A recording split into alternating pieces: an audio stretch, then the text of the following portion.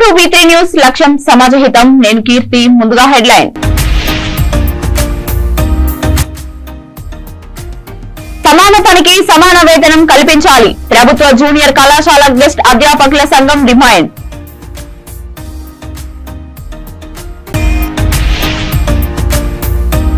కాచిగూడలో మున్నూరు కాపు సమావేశం. వసతి సదుపాయం లేక మహిళలు చదువులో ఇబ్బంది. మాజీ పార్లమెంట్ సభ్యులు VH హనుమంతరావు వ్యాఖ్య.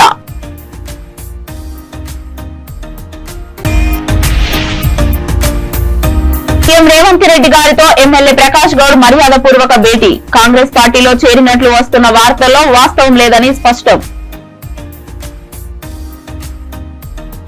ఇక డీటెయిల్స్ లోకి వెళ్తే హైదరాబాద్ విద్యానగర్ లోని హిందీ మహావిశ్వవిద్యాలయంలో తెలంగాణ రాష్ట్ర ప్రభుత్వ జూనియర్ కళాశాల గెస్ట్ అధ్యాపకుల సంఘం ఆధ్వర్యంలో రాష్ట్ర స్థాయి సమావేశం నిర్వహించారు. ఈ సందర్భంగా TPCC అధికార ప్రతినిధి రియాజ్ మాట్లాడుతూ గెస్ట్ లెక్చరర్ల న్యాయమైన డిమాండ్లను ప్రభుత్వంతో చర్చించి పరిష్కరించే దిశగా కృషి చేస్తామన్నారు. విద్యార్థులకు సరైన విద్యను అందించే దిశగా లెక్చరర్లు విద్యను అందించాలని తెలిపారు. సమాన పనికి సమాన వేతనం, ఉద్యోగ భద్రత కల్పించి సంవత్సరంలోని 12 నెలల శాలరీని అందించే దిశగా ప్రభుత్వం చూడాలని విజ్ఞప్తి చేశారు.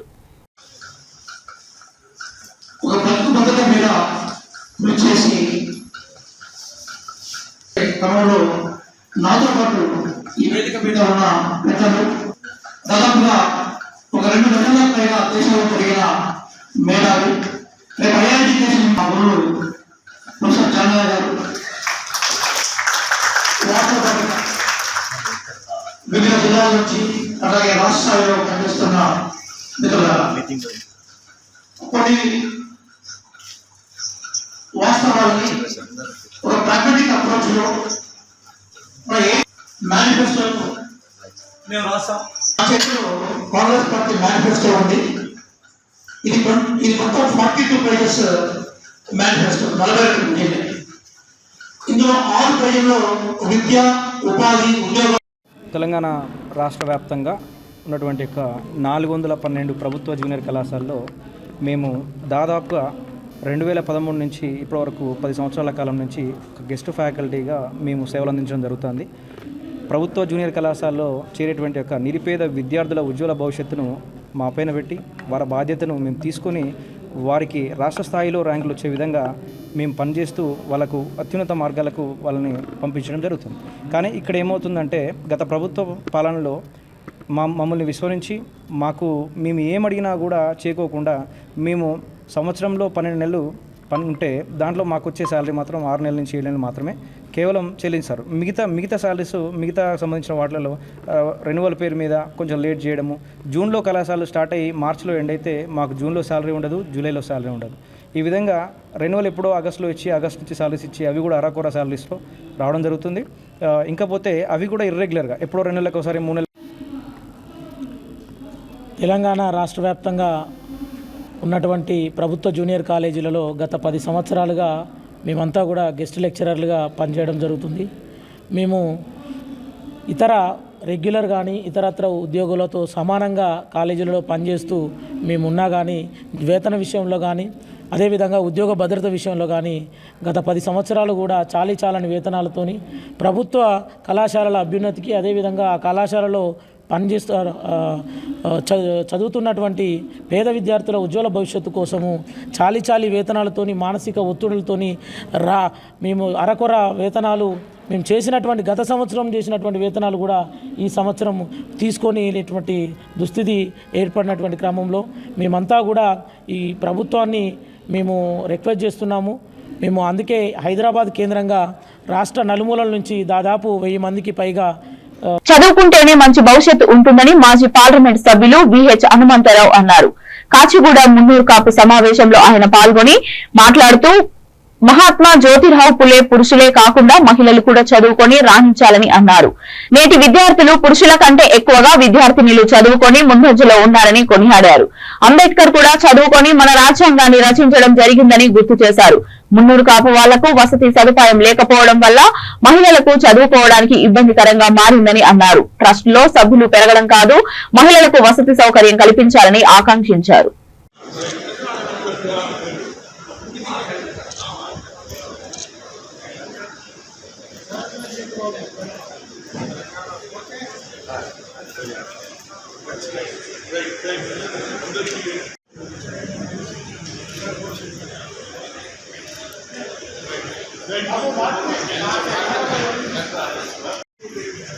Sail Akhilesh.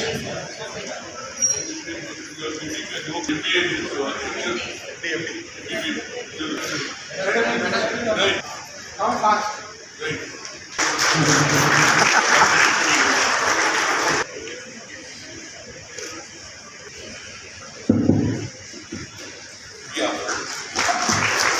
Garlic.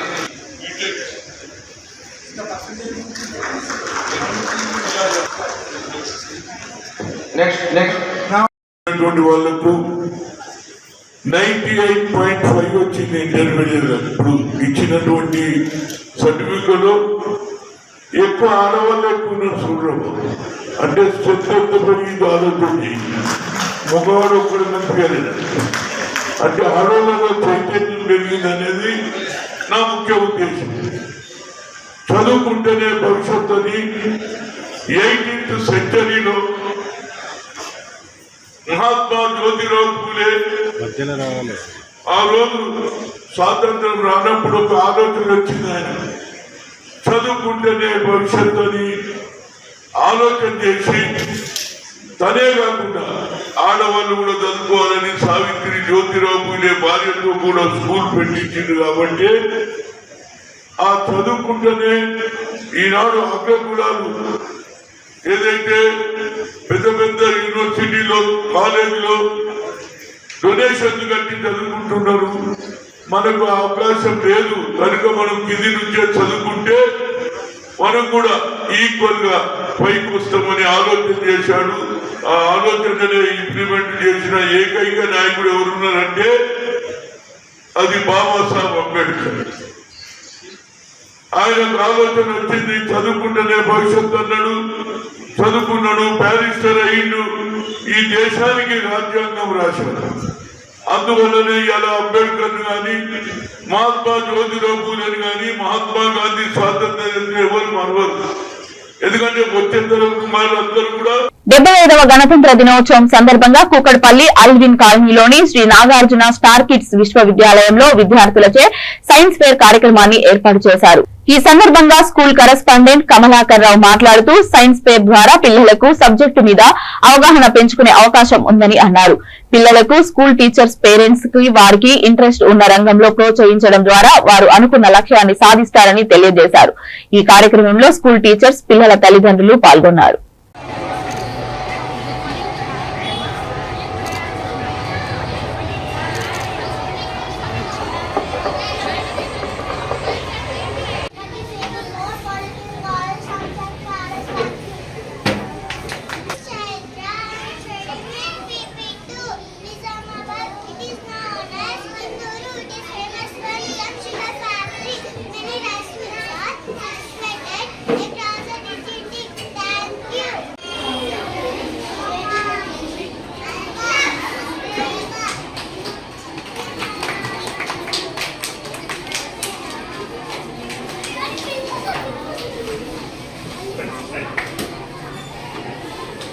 Parents to please step into the activity room. 10 to 15 parents to please step in and observe student kids.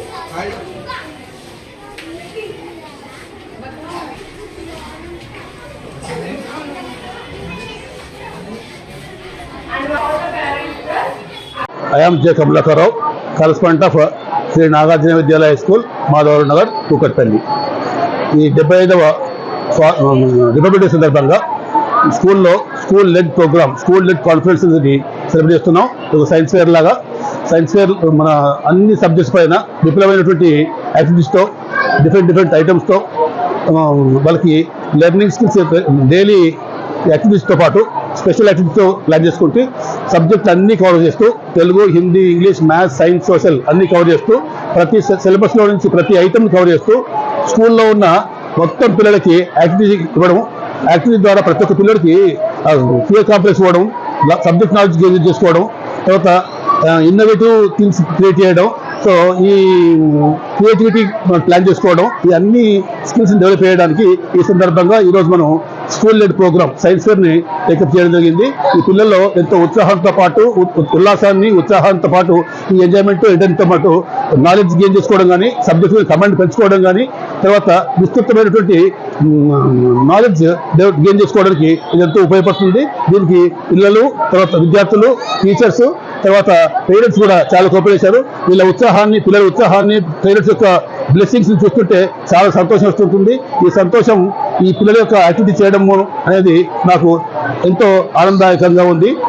ఇది ఎవ్రీ ఇయర్ ఇట్లే కంటిన్యూ చేస్తామని, తర్వాత పిల్లల యొక్క ఇన్నోవేటివ్ స్కిల్స్ ఇంకా డెవలప్ చేస్తామని, ప్రతి ఒక్క పిల్లోడిని ఒక ఆదర్శవంతమైన పౌరునిగా తీర్చిదిద్దుతూ సబ్జెక్ట్ పరంగా ఉత్తమ ఫలితాలు సాధించే ప్రయత్నం చేస్తామని కోరుతున్నాను. Thank you.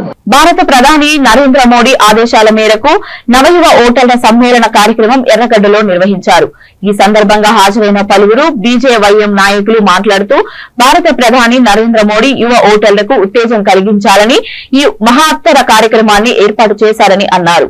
ఈ సమ్మేళనం ద్వారా యువకుల్లో ఐక్యత భావం, దేశభక్తి పెరుగుతుందని ఆశాభావం వ్యక్తం చేశారు.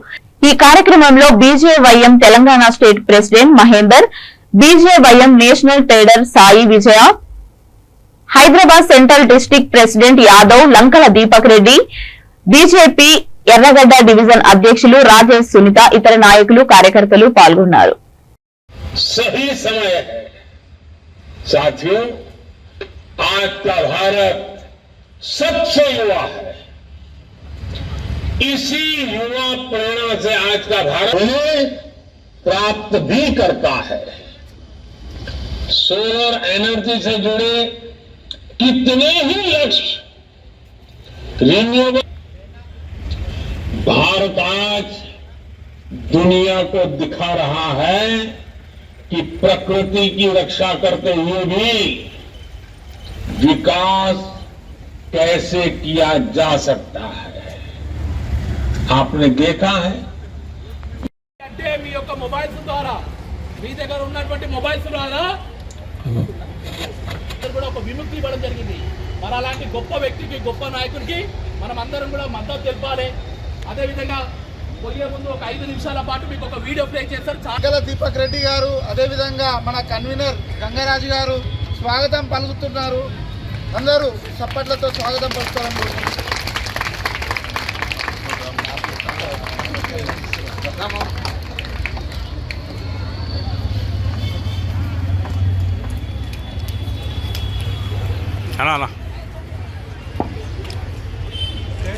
అన్నా రైట్ అన్నా.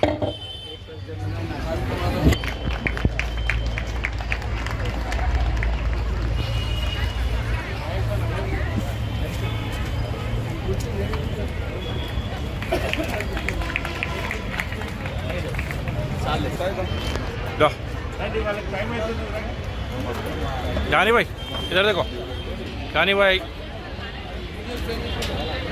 రైట్. అందరికీ నమస్తే. ఈరోజు నవమతదాత సమ్మేళనం సందర్భంగా నవయువ ఓటర్ల సమ్మేళనం కార్యక్రమము మనం హైదరాబాద్ కేంద్రంగా ఈరోజు నిర్వహించుకోవడం జరిగింది. ఈ యొక్క కార్యక్రమంలో నరేంద్ర మోడీ గారి పిలుపు మేరకు భారతదేశంలో ఉన్నటువంటి ఎవరైతే కొత్త ఓటర్లు ఉన్నారో, కొత్త ఓటర్లతోని ఎల్ఈడి స్క్రీన్ ద్వారా వర్చువల్ మీటింగ్ని ఏర్పాటు చేసుకోవడం జరిగింది.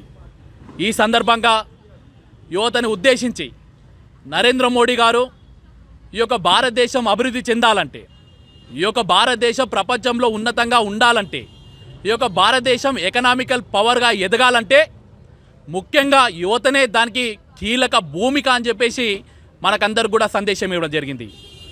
ఆ విధంగా యువత అంతా కూడా అడుగులు వేయాలని చెప్పేసి మోడీ గారు పిలుపునిస్తున్నటువంటి సందర్భంలో యువత అంతా కూడా దానికి తగ్గట్లుగా తయారు కావాలని చెప్పేసి మోడీ గారు పిలుపునివ్వడం జరిగింది.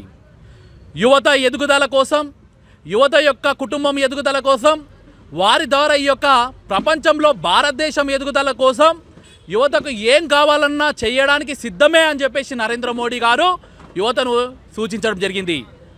Make in India, made in India, startup India, ఈ విధంగా అనేకమైనటువంటి మంచి మంచి కార్యక్రమాలు, ముద్రా లోన్ల ద్వారా టాలెంట్ ఉన్నటువంటి యువతకు ఏం కావాలన్నా నేను ఇవ్వడానికి సిద్ధమే దానికి షూరిటీగా ఒక ప్రధానమంత్రిగా నేనున్నానని చెప్పేసి యువతకు ఒక భరోసానియడం అని చెప్పేసి.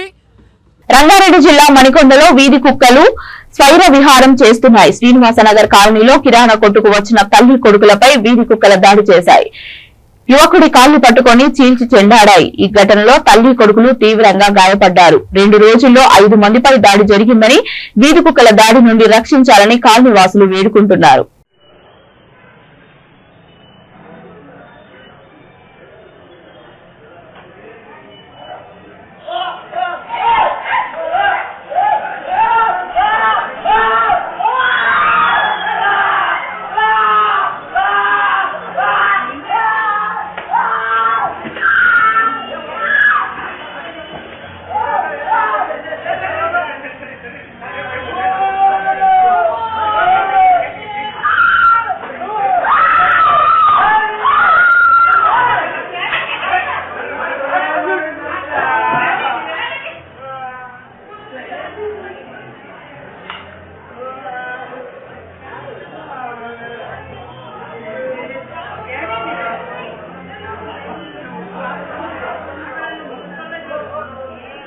ముషిరాబాద్ నియోజకవర్గంలోని కశిష్ ఫంక్షన్ హాల్లో బీఆర్ఎస్ పార్టీ విస్తృత స్థాయి సమావేశం నిర్వహించారు. ఈ సమావేశానికి ముఖ్య అతిథులుగా ముషిరాబాద్ శాసనసభ్యులు ముఠా గోపాల్, జూబ్లీహిల్స్ నియోజకవర్గ శాసనసభ్యులు Maganti Gopinath, MLC Ramana, Secunderabad parliament in charge Talasani Sai Kiran Yadav హాజరయ్యారు.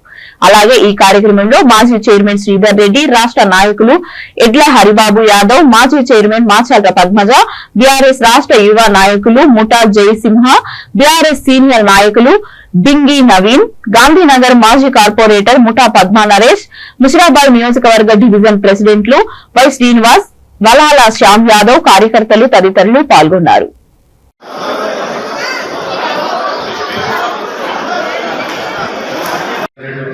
ఆదివారం అందరికి పాల్గొంటాయి అన్ని కూడా వదిలిపెట్టిన పార్టీ కోసం మర్చిపోయిన విధంగా మరి చేస్తానని కోరుకుంటూ మరి నాకు అవకాశం ఇచ్చిన అందరూ కూడా హృదయపూర్వక నమస్కారాలు సెలవు తీసుకున్నారు. జై కేసీఆర్.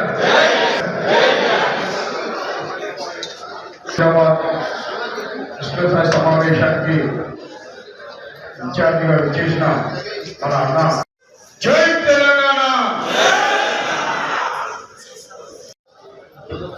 సమావేశ అధ్యక్షులు, ప్రియతమ శాసనసభ్యులు, 4 పర్యాయాలు ఎమ్మెల్యేగా వ్యవహరిస్తున్నటువంటి మాగంటి గోపీనాథ్ గారికి, యువ అధ్యక్షులు వై శ్రీనివాస్ గారికి, రాకేష్ గారికి బాధ్యత నాది. నేను మరి మన వర్కింగ్ ప్రెసిడెంట్ కేటీఆర్ గారితో మాట్లాడి మరి ముషిరాబాద్ కాన్స్టిట్యూన్స్ లో ఈ విధంగా జరిగిందని చెప్పి డెఫినెట్ గా మీరు చెప్పిన విధంగా కోరుకున్న విధంగా నేను కూడా రిపోర్ట్ ఇచ్చి మరి డెఫినెట్ గా మన పార్టీని ఇంకా బ్రహ్మాండంగా చేస్తున్నాం. ఎందుకంటే నాకు ముషిరాబాద్ కొత్తగా ఎన్నోసార్లు వచ్చిన అంత అనుభవం ఉంది కాబట్టి డెఫినెట్ గా మళ్ళీ నేను ముషిరాబాద్ వస్తానే ఉంటా. మళ్ళీ ఈ విధంగా మనం సమీక్ష సమావేశాలు నిర్వహించుకొని ఇంకా బ్రహ్మాండంగా మనం ముందుకు పోతామని చెప్పేసి కోరుకుంటూ మరి నాకు అవకాశం ఇచ్చారు. మన ముఠా గోపాలన్న గారిని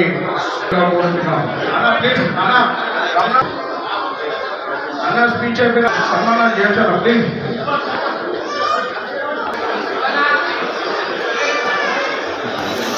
స్పీచ్లు కానీ ఏమైనా ఉంటే ఈ మన గోపి గారు చెప్పినట్టుగా 4 దశాబ్దాలుగా ఉన్నటువంటి 3 నాయకత్వం మీద మేము ముందున్నాం. కార్యకర్తలుగా జీవితాన్ని ప్రారంభించి పార్టీ కొరకు కష్టపడుతూ నాయకుడికి నమ్మకంతో పనిచేస్తూ కార్యకర్తలతో కలిసిమెలిసి ఉండడం వల్లనే మాకు ఈ స్థాయి అవకాశం నేను మనస్ఫూర్తిగా భావిస్తున్నాను. నేను వస్తున్న సమయంలోనే సోదరుడు ఒక మాట చెప్పిండు. తెలంగాణ ఉద్యమ సమయంలో పనిచేసినటువంటి ఉద్యమకారులకు రాజకీయంగా పార్టీని బలోపేతం చేసి కష్టపడుతున్నటువంటి నాయకులు కార్యకర్తలకు అగ్రనాయకత్వం అనుకున్న రీతిలో మాకు అందుబాటులో లేకపోయింది. రాబోయే కాలంలో కానీ అందుబాటులో ఉన్నట్టయితే మరింత జోరుతో ఉత్సాహంతో పనిచేస్తున్నటువంటి రాజేంద్రనగర్ ఎమ్మెల్యే ప్రకాష్ గౌడ్ ముఖ్యమంత్రి రేవంత్ రెడ్డిని జూబ్లీహిల్స్ లోని వారి నివాసంలో మర్యాదపూర్వక భేటీ అయ్యారు. తన నియోజకవర్గం రాజేంద్రనగర్ లో శంషాబాద్ మండలం బహదూర్గూడ గ్రామాలలో భూ సంబంధిత సమస్యలు పరిష్కారం చూపాలని ముఖ్యమంత్రిని కోరారు. అలాగే నియోజకవర్గం అభివృద్ధికి ప్రత్యేక నిధులు మంజూరు చేయాలని కోరారు. దీనికి గాను సీఎం గారు సానుకూలంగా స్పందించారని తెలిపారు. ఇందులో ఎలాంటి రాజకీయ ఉద్దేశం లేదని, కాంగ్రెస్ పార్టీలో చేరినట్లు వస్తున్న వార్తలలో వాస్తవం లేదని అన్నారు.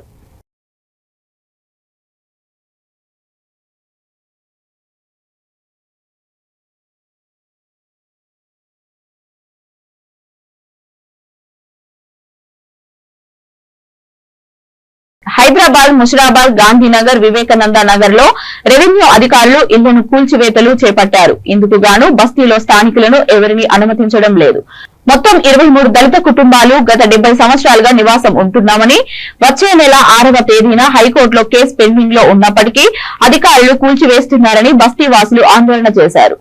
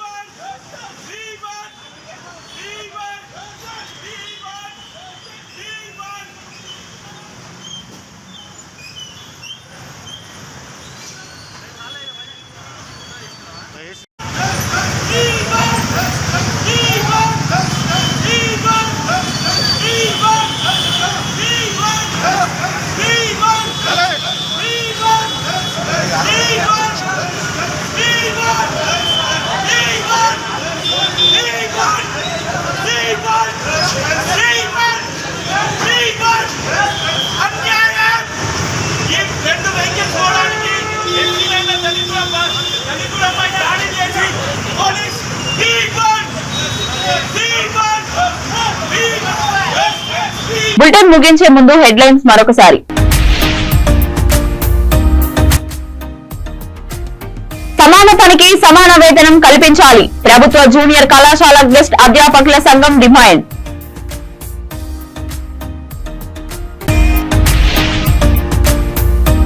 కాచిగూడలో మున్నూరు కాపు సమావేశం. వసతి సదుపాయం లేక మహిళలు చదువులో ఇబ్బంది. మాజీ పార్లమెంట్ సభ్యులు విహెచ్ హనుమంతరావు వ్యాఖ్య.